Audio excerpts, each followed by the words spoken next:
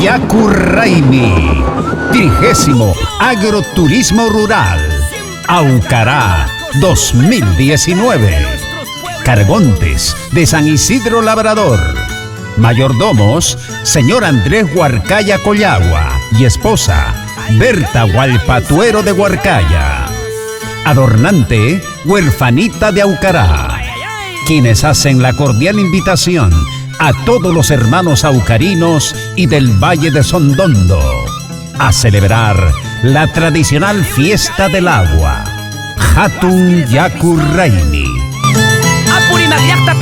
Y amantes de la danza de las tijeras, del 13 al 24 de septiembre. Primer Danzac Mayor, ingeniero Antonio Fischer Cuevas Guamaní y esposa Estrella Rosy Ramos Olarte.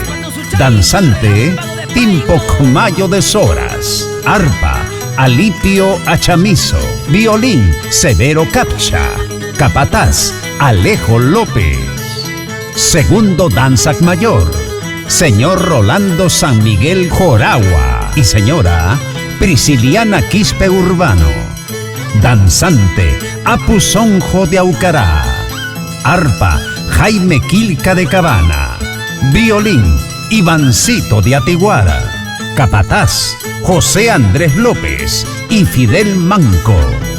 Visite y disfrute de nuestros atractivos turísticos. Concurso y degustación de comidas típicas como yuquito con charqui, patachi, yipta, cuitisay, guatia de calabaza, chicha del Inca y mucho más con premios especiales.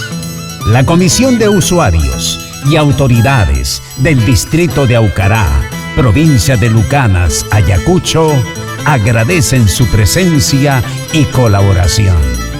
Bienvenidos a Aucará, la perla del Valle de Sondondo y Lucanas.